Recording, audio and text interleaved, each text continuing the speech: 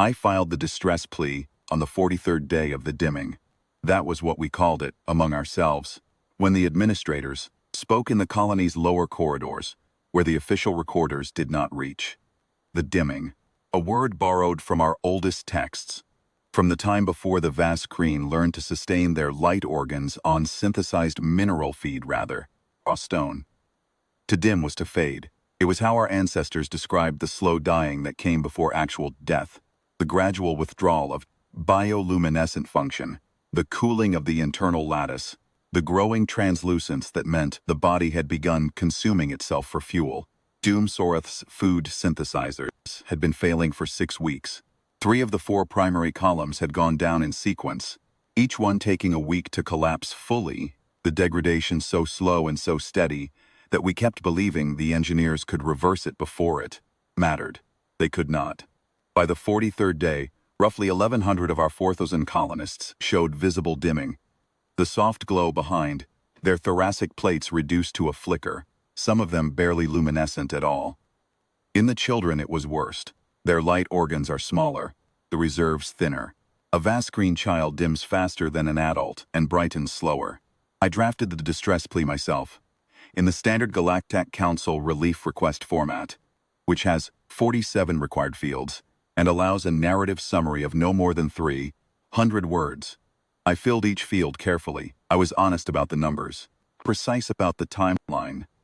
If the 4th synthesis column failed, and our engineering team's projections said it would fail within 19 days, we would have full colony dimming within a month of that, and after that the mortality window opened. I was also careful not to overstate our case, because I had learned in 20 years of colonial administration that the Council's relief arbiters respond poorly to what they call atmospheric distress filings. There is a particular tone they recognize, a kind of low-grade panic threaded through the technical language, and when they detect it, they apply an additional review layer that adds 6 to 12 weeks to any response. I wrote a clean filing, calm, factual. I requested 2 things: an emergency ration shipment sufficient to sustain 4,000 colonists for 60 days, while our engineers completed pairs, and a single qualified synthesis technician, the specific subspecialty our own team lacked, to assist with the 4th column before it failed. I appended a note at the bottom of the narrative summary that read, "We do not require military escort or expanded assistance. The colony is stable in all other respects. We are requesting targeted technical support and temporary food supply only." I sent it to the Council Relief Office on Vasskreen, with copies to our sector administrator and to the Vasskreen Homeworld Liaison. Then I waited. The reply came on the 8th day, which was faster than I had expected. I opened it in my office at the top of the administrative tower, looking out through the wide observation glass at the cracked amber plains of Duum-Sorrath, at the pale copper sky that never quite managed blue, at the distant ridge of silicate formations that our colonists had been slowly bonding with for 3 generations. The plains were beautiful, in the way that hard places are beautiful. I had lived here for 14 years. I knew every hour of its light. The Council's reply said, "Your filing has been received and reviewed. Emergency relief for Category 3 colonial distress events is currently subject to extended processing due to volume. Estimated response timeline, 40 to 60 standard days. Recommend pursuit of sector-level interim support while your filing proceeds through the standard queue." I read it twice. Then I set it down to 60 days. Our 4th column would fail in 19. Full colony dimming in 50 days after that. The math did not require much calculation. I sent a query to the sector administrator that afternoon, asking what interim support might be available. His office replied the following morning. The sector had 2 other Category 3 filings ahead of ours. He was sorry. He was sure the Council would act in due course. I sent a second query to the Vasskreen Homeworld Liaison. His office did not reply for 3 days, and when they did, the message said they had forwarded our situation to a subcommittee and would follow up within the standard review window. On the 51st day of the dimming, our 4th synthesis column showed the first confirmed signs of cascade failure. The engineering team gave it 12 days, not 19. I went back to my office that evening, and I sat in the chair behind my desk for a long time, without turning on the lights. The plains outside were dark, but I could see the lights of the residential sectors below, or rather, could see that some of them were dimmer than they had been. Vasskreen light organs in distress are involuntary. You cannot choose to shine brighter. You can only receive what your body has to give, and if the mineral feed is insufficient, your body has less and less to give. In the dark, I could see which residential blocks were worst, affected by the slow, steady reduction in what their synthesizers could provide. I do not know precisely why I filed the secondary distress plea to the human relay station. I want to say it was a calculated decision, that I had reviewed the available contacts, assessed the probability of response, and determined it was worth the attempt. That would be the language of a colonial administrator, and it would be largely false. The truth is closer to this. I had heard, secondhand, from another administrator in another sector, that humans answered distress calls, that they had a relief coordination system that operated outside the council's queue structure, that they were prompt, and that they brought more than you asked for. Often she had said with a tone I could not quite read, much more than you asked for. Had no particular opinion of humans at the time. I knew what the standard briefings said. A young, spacefaring species, energetic, occasionally impulsive members of the compact in good standing, not known for strategic wisdom but not troublesome. Nothing in those briefings had prepared me to contact them. But nothing in my situation had prepared me to keep waiting either. I filed the secondary plea in a single sitting at 2 in the morning by colony time, when the administrative tower was empty, and the amber plains outside were as dark as they ever got. I used the same factual format I had used for the council. I sent it to the human relay station at Corath 7, which I had found listed in the Compact's emergency contact directory as a monitoring point for the sector. I appended no special note this time. Sent it. Then I went home and I slept, and in the morning I continued the work of running a colony in slow decline, because that is what administrators do. They continue. The human convoy arrived on the morning of the 61st day. I did not know it was coming until 40 minutes before it arrived, when my communications officer sent me a message that said, simply, Councillor-Warden, we are receiving approach vectors from a human convoy, currently at outer system boundary, 7 vessels, questing landing clearance for the primary field. 7 vessels. I read that twice, the same way I had read the council's reply 3 weeks earlier. Then I walked down from my office to the landing field operations center, because I needed to see it from the tower windows, and the operations center had the widest glass. They came out of the copper sky in formation which I had not expected, and which made them look, a distance like a military exercise rather than a relief convoy. That was my first impression. As they descended, the scale of each vessel became clearer, and I felt something I did not have a clean word for. A sensation in my thoracic cavity that was not quite alarm and not quite awe, some uneasy compound of both. 2 of the vessels were large, exceptionally large, the kind of size I associated with hospital installations or colony transports, not with emergency relief runs. Their hulls were white with red marking bands, and as they turned on approach, I could see the medical designation painted on their flanks in both standard galactic script and human lettering. Hospital ships, 2 of them. The 3rd large vessel was a construction barge. I knew the type from colonial supply manifests, a bulk carrier designed to deploy prefabricated structures and heavy equipment. It was bristling with articulated crane arms, folded against its hull, and as it settled on its approach trajectory, I could see the equipment clamped to its exterior decking, habitat modules, power generation units, synthesis column components, though I would not know that last detail until later. The remaining 4 vessels were smaller, sleeker, and I recognized their profile from the compact registry briefings almost immediately. Sentinel-class frigates, 3 of them. The 4th vessel was a logistics support ship, slower, clearly dedicated to fuel and supply continuity for the others. They landed in the order their approach vectors specified, and they were precise about it. The construction barge on the far pad, the hospital ships on the 2 central platforms, the logistics vessel to the northeast, the 3 frigates in a loose triangle at the field perimeter. Not defensive, not aggressive, simply arranged, the way you arrange things when you have done this before, and you know how the ground logistics will flow. By the time the last frigate touched down, I had walked from the operations center to the edge of the landing field apron, and I was standing in the amber morning light with my deputy administrator, Fafath Velron, and my head engineer, Sorrath Velkhan, neither of whom had said anything for several minutes. The first ramp descended from the nearer hospital ship. Human figures moved down it quickly, efficiently, carrying equipment in cases that I could not immediately identify.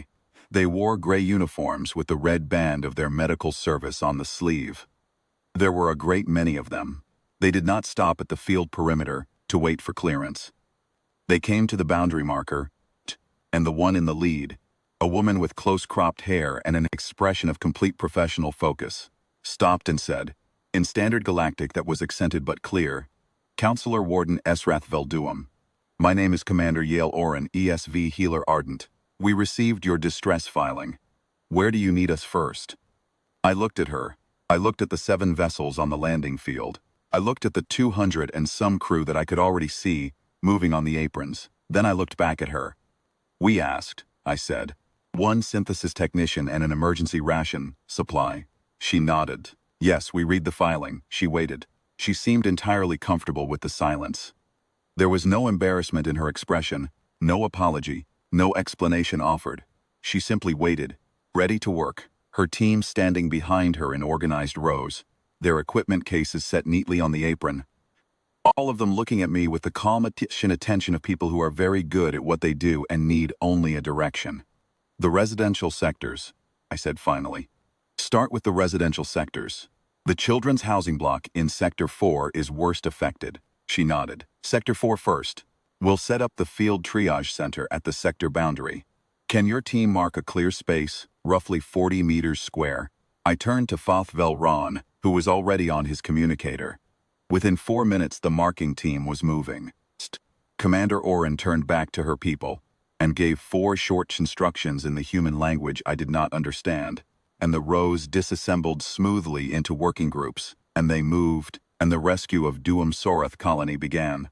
I will not try to describe every hour of the 3 days that followed, because I do not have the language for most of it. What I can say is this: the humans worked continuously. Not in the way that suggests they neglected rest. They rotated, team to team, with a regularity that told me they had a schedule, though I never saw the schedule itself. The effect was of continuous motion. At any hour, I might have chosen to walk through the colony. There were human medical personnel in the residential sectors, moving from family to family with their equipment, administering the mineral concentrate supplements they had brought in quantities. I would not understand until later. There were human engineers at the synthesis column array, Sorrath Velkhan working beside them. The language barrier managed through a translation unit that one of the engineers wore clipped to his collar. There were human construction teams unloading the barge, which proved to contain not just synthesis column components, but 3 complete fabricated emergency habitat structures that they erected in the colony's eastern quarter in under 36 hours. Not because we needed housing, but because they had assessed our emergency shelter capacity and determined it was insufficient and brought the structures anyway. By the end of the first day, the children in Sector 4 were already beginning to brighten. It is a difficult thing to watch a Vasskreen child begin to recover from dimming. The light organs reactivate slowly, irregularly at first, flicker, and a steady glow there, and for a few hours the effect is unsettling. The child seems to pulse, their internal illumination unstable, some chambers brightening while others remain dark. But then the stabilization sets in and the glow smooths out and deepens, and you can see the moment the pain recedes in the way the child's posture changes. Their thoracic region, which has been held slightly contracted during the dimming, a protective reflex, an attempt to preserve internal heat, relaxes. They open up. The light comes back. I watched this happen in the Sector 4 community hall, where Commander Oren's medical team had established their primary care station, and I stood near the entrance and watched a human medic, a young man, not much older than our colony's senior apprentices, spend 40 minutes sitting on the floor, beside a Vasskreen child too weak to be comfortable in a chair, administering the supplement in careful measured doses, talking to the child's parent through the translation unit, in a tone that was quiet, completely unhurried, as if he had no other place in the universe to be. The child brightened while I watched. It took about 20 minutes, and it happened in stages. The medic noticed each stage and acknowledged it, not dramatically, not with the kind of performance that would have seemed condescending, but with a small nod or a word to the parent, that the translation unit rendered as something like, "Good. That's a good response. She's doing well." I left before I did something unbefitting a councillor-warden. On the morning of the third day, I asked to meet with the convoy commander. Not Commander Oren, who was the medical lead, the convoy's senior officer, the one who had authorized the response. His name was Fleet Commander Adric Solon, and he ran his operation from the logistics ship, which was the least impressive of the 7 vessels, and which I had largely ignored in favor of watching the others work. He met me in the logistics ship's forward conference room, which was functional to the point of austerity: a table, chairs, a data display, a viewport overlooking the construction barge's ongoing operations on the field. He was older than Commander Oren, with the kind of face that had settled into its final form some years ago, and would not change much from here. He offered me something from the ship's galley, which I declined, and then he sat and waited. I had prepared a list of questions, administrative questions mostly, supply volumes, timeline for complete column restoration, whether the frigates would remain for the duration or withdraw once the medical work was underway, what the formal acknowledgement protocol for the compact required. I had the list on my personal data tablet, and I had intended to work through it in... Instead I said, "Why did you send 7 ships?" He looked at me for a moment, then he said, "Filing described 4,000 colonists, with failing synthesis infrastructure and a Category 3 emergency designation. 7 ships is the appropriate response to a Category 3 with those population numbers. We asked for a ration supply and a technician. Yes, that is all we asked for." I know. He did not seem troubled by this. The relief protocol doesn't match the response to what you asked for. It matches the response to what the situation requires. A Category 3 with 4,000 at risk and a failing infrastructure column gets a full convoy. That's what the protocol says. I looked at him for a long time. He sat quietly through it, comfortable in the way that people who have had this conversation before are comfortable. "The Galactic Council," I said, "estimated 40 to 60 days for initial response." He nodded slowly. "Yes, I know the Council's timeline structures. We will have lost the 4th column in 11 days from when I filed with you. Full dimming in the colony within 50 days of that." I know. His voice did not change. There was no indignation in it, no theater. Just the flat acknowledgement of a fact he had already calculated and responded to. "That's why we left within 4 hours of receiving your filing." I sat with that for a moment. "You left within 4 hours," I said. "Convoy was on standby. We monitor the sector relay stations continuously. When your filing came through, and we matched it to the population count and the infrastructure failure timeline, we knew the Council's standard response window was incompatible with your medical situation. So we moved." I looked at the data tablet in my hands, with its list of administrative questions. I set it on the table. "The 2 hospital ships," I said. "You brought enough medical staff to treat our entire population twice over. Roughly, the construction barge carried synthesis column components that are specific to our column model, not general-purpose stock. Cross-referenced your colony's original construction manifest. Your columns are an older design, but the parts are available. The habitat structures you erected in the eastern quarter, we did not need additional housing. Your emergency shelter capacity was below the recommended standard for a colony your size. If the situation had deteriorated further, you would have needed that capacity. We brought it anyway." I looked at him, the frigates. For the first time, something that might have been a very faint wry acknowledgement moved across his face. Not quite a smile, just a brief adjustment. Frigates are standard convoy escort for a medical relief operation in this sector. There have been incidents. We don't run unescorted medical convoys.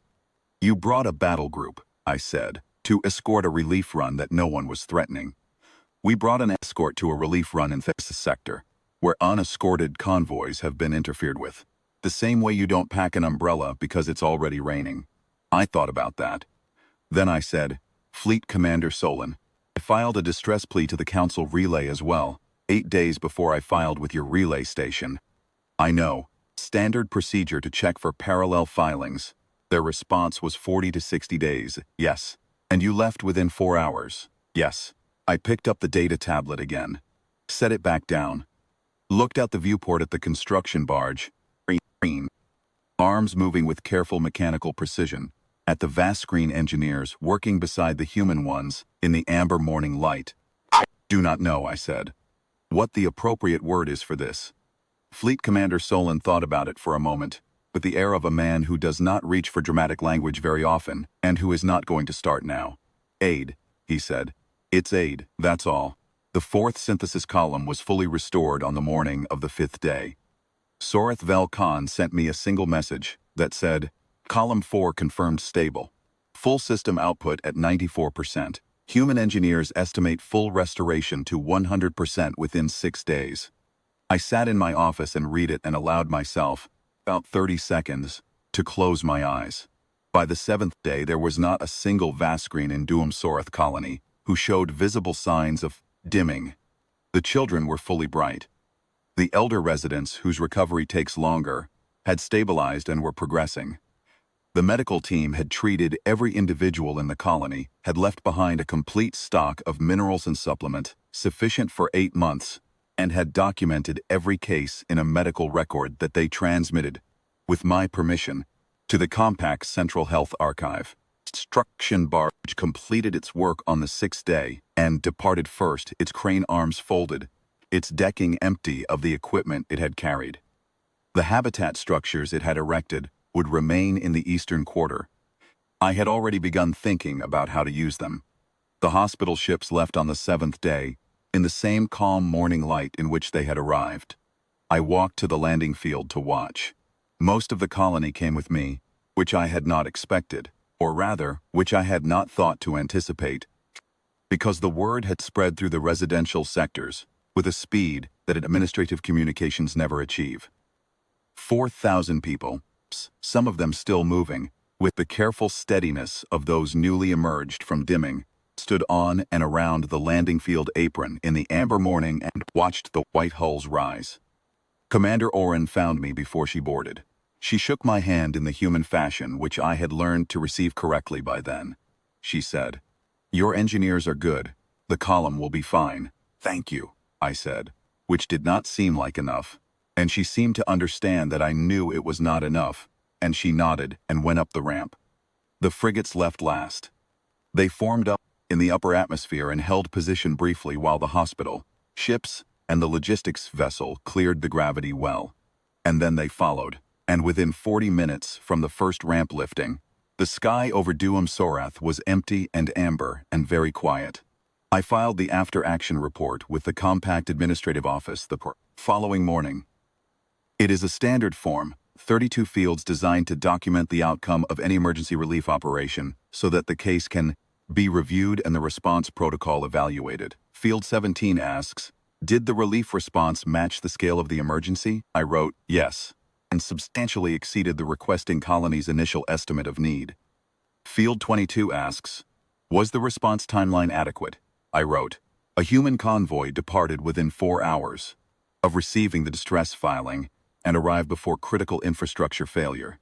Adequate is not the word I would choose. Field 29 asks, Would you recommend changes to the Compact's emergency relief protocols based on this experience? I wrote 3 paragraphs. I was not asked for 3 paragraphs. I wrote them anyway. What I wrote in summary was this. The Galactic Council's standard response window for Category 3 colonial distress events is 40 to 60 days. A colony experiencing infrastructure failure and population health consequences. This window is incompatible with preventing serious harm. The Human Relief Protocol for an equivalent situation mobilized and arrived in approximately 11 days from initial filing.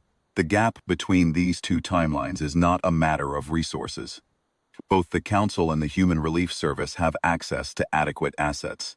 It is a matter of protocol design. The Council's protocol measures the administrative convenience of the response. The Human Protocol measures the urgency of the situation.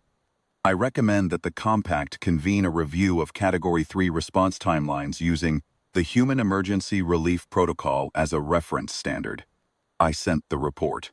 Then I went to the window and looked at the amber planes for a while. Fourth column was running at 97%. The children in Sector 4 were at full brightness. The eastern quarter's new habitat structures cast long shadows in the afternoon light. Somewhere in the Compact's administrative apparatus, 32 fields of data were working their way into a queue. I had one more thing to file. Not to the Compact and not to the Council. Composed a brief message to Fleet Commander Adric Solon, ECF Logistics Command, Kurth 7 Sector Relay, and I sent it that evening. It was not a formal communication. It was not in the standard relief filing format with its 47 required fields. It said only, the colony is fully stable. The children in Sector 4 are bright. We will not forget who came when we called, and what they brought when they came. I did not know if he would consider that an adequate acknowledgement of what they had done. Suspected he would not consider it anything in particular. That he would file it, note it, and return to the next situation on his relay's watch list. Because there was always a next situation, and the protocol was the protocol, and that was the entire point. But I needed him to know. I needed to say it to someone who would understand what 4,000 people standing on a landing field in the amber morning light actually meant. 7 ships, 4 hours, no one else was coming. That is what I will tell the Vasskreen Homeworld Council when they convene their review. That is what I will tell the Compact when the protocol hearing opens. That is what I put in the record, and what the record will carry forward into whatever comes next. They sent 7 ships because that is what the situation required. They left within 4 hours, because 4 hours was what the timeline allowed. They brought synthesis column parts, specific to our model because they had taken the time to look up our model. They built habitat structures we had not asked for, because they had looked at our emergency capacity and determined we would need them. They brought a battle group to escort a relief run. No one was threatening. Because that is how they protect the people they are trying to help. We asked for a ration supply and a technician. They sent medicine, builders, and a battle group. When the rest of the galaxy was calculating queue priority, the humans were already on their way. I keep that in a place inside my chest, near the light.